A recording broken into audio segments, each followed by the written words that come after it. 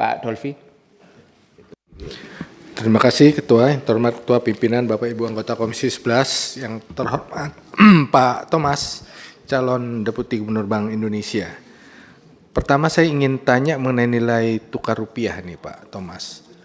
Karena terakhir-terakhir ini kan rupiah terus melemah. Walaupun melemah, kita belum tahu nih apakah nilai rupiah itu under value atau over value. Dan bagaimana menurut pandangan Pak Thomas, nilai tukar rupiah kita sekarang under value atau over value? Dan apa yang harus dilakukan? Apakah kita biarkan dia dalam kondisi seperti itu atau kita lakukan sesuatu untuk nilai tukar rupiah sampai kepada nilai fundamental ekonominya? Kedua, Pak Thomas tadi banyak menceritakan bagaimana peran BI harus ikut membantu mendorong pertumbuhan ekonomi. Yang halaman 10 itu tadi Pak Thomas.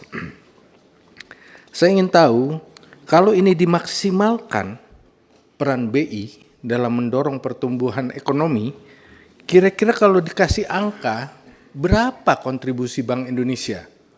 0,2, 0,3, 1%, 2%, berapa? Kalau ini dimaksimalkan sedemikian rupa sesuai dengan skenarionya Pak Thomas. Terima kasih. Terima kasih Pak Dolfi. Pak Fauji, saya beri kesempatan. Saya sedikit saja, biar Pak Haris komen saya lagi. Terima kasih pimpinan dan anggota Komisi 11, Pak Thomas Jiwandono atau lebih populer dengan Pak Tommy.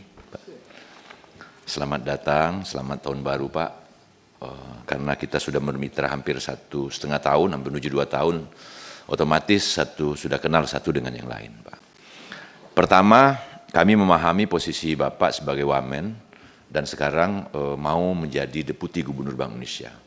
Secara fiskal Bapak sudah belajar banyak, termasuk dengan Pak Menteri Pak Purbaya, terus di moneter mungkin barang baru Bapak di moneter. Nah oleh sebab itu, ke depan harapan kami Pak, tentang sinergisitas KSSK, itu menjadi pilar yang paling penting Pak. BI nggak ngeluh, OJK nggak ngeluh, LPS nggak ngeluh, Menteri Keuangan nggak ngeluh. Kalau sinergisitas ini dilakukan Pak, insya Allah banyak hal yang dilakukan, otomatis untuk di awal tahun. Itu yang pertama Pak.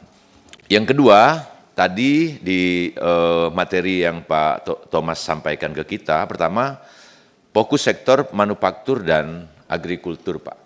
Karena dua baseline ini Pak, dalam pertumbuhan ekonomi, penyumbang PDB tertinggi. Dan penyumbang rate pertumbuhan ekonomi tertinggi. Kalau manufaktur dan agrikultur, sekarang kan agrikultur sudah digalakkan oleh Pak Presiden dengan swasembada padi dan seterusnya, ketahanan pangan, MBG dan rantai pasok dan seterusnya. Ini akan mendukung Pak, supaya pertumbuhan ekonomi kita, rentang waktu hampir 20 tahun terakhir, kita nggak pernah di angka 6, angka 7, bahkan angka 8.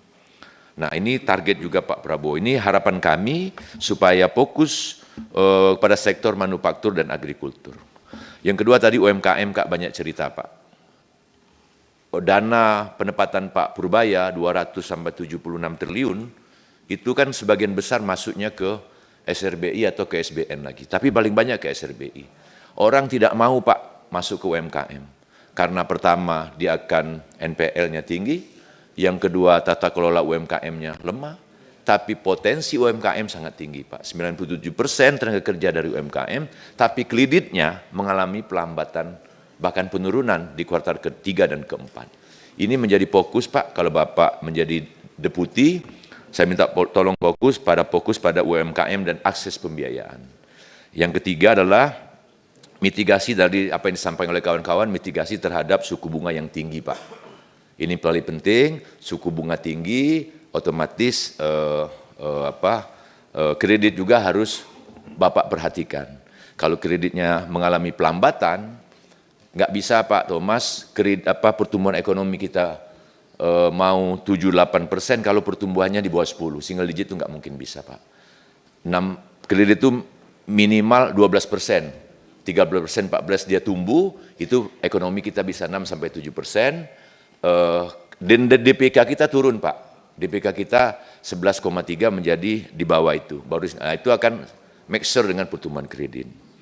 Dan paparan Bapak yang terakhir juga tadi tentang sistem data ketenagakerjaan, saya berharap Pak Thomas membuat big data Pak, big data nanti, sehingga tahu dan bisa menganalisis tentang berapa sih tenaga kerja yang ada di Indonesia, berapa yang tiap tahun bisa bekerja, berapa yang tiap tahun PHK dan seterusnya nanti. Saya berharap sebagai calon deputi dan doa kami semua, karena anggota ini banyak yang hadir, biasanya Bapak insya Allah terpilih sebagai deputi calon gubernur Indonesia.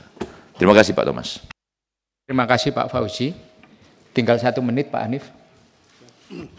Terima kasih pimpinan dan anggota Komisi 11 yang saya hormati, Pak Thomas Jiwandono yang saya hormati. Ada 2 poin yang saya ingin sampaikan, tentu setelah mengapresiasi presentasi Pak Thomas yang luar biasa. Saya sebut luar biasa karena ini presentasinya hampir mencakup seluruh isu krusial yang memang menjadi tanggung jawab BI selama ini, mulai dari soal kebijakan moneter, sistem pembayaran hingga makro prudensialnya. Jadi kalau dari komplitnya materi ini nih, bukan deputi gubernur, tapi bisa gubernur ini kalau model begini nih. Kalau lihat presentasinya nih ya, lihat presentasinya Pak Ketua. 2 poin saja, 2 poin saja. Yang pertama, tadi pagi kebetulan teman-teman di PKB di Komisi 11 itu diskusi di grup terkait dengan imbal hasil dari Sun yang mungkin rata-ratanya sekitar 7%.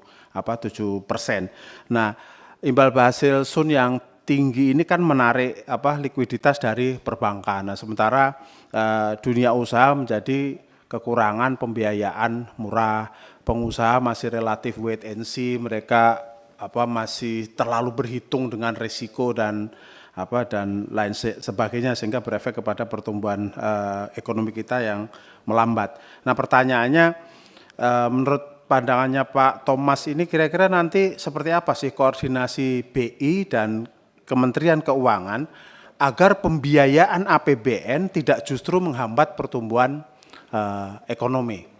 Itu yang pertama. Nah, yang kedua yang terkait dengan transmisi kebijakan moneter yang tadi juga disinggung oleh Pak Thomas. Saat ini kan kalau kita lihat likuiditas perbankan sebenarnya cukup. Nah, tetapi kredit rasanya kok tetap lesu, demand rendah, proyek-proyek strategis ya yang berjalan tapi dari sisi pemerintah, tapi yang di luar, yang di swasta agak agak tergencet. Belum lagi kemudian nanti Danantara, BUMN yang begitu eksesif juga akhirnya membuat swasta bahasa sopannya itu ya agak tertekan lah, kurang lebih begitu. Nah, ini menunjukkan bahwa persoalannya kan tidak di suplai dana, melainkan di permintaan dan kepercayaan dunia usaha. Nah, pertanyaannya apa nanti langkah konkret BI kalau menurut Pak Thomas ini agar kebijakan moneter itu benar-benar bisa mendorong kredit ke sektor yang produktif, bukan hanya berputar di sektor keuangan aja. Karena sekarang ini ya kalau main di sektor keuangan lebih menguntungkan, jauh lebih menguntungkan daripada main di sektor yang real yang lebih produktif. Saya kira itu 2 pertanyaan saya. Terima kasih. Assalamualaikum warahmatullahi wabarakatuh. Waalaikumsalam warahmatullahi wabarakatuh. Baik kan? Ini udah paten punya Pak. Sama biskota Pak. Tadi ada 3 pertanyaan dari pimpinan dan anggota dari 8 fraksi. Saya beri kesempatan kepada Pak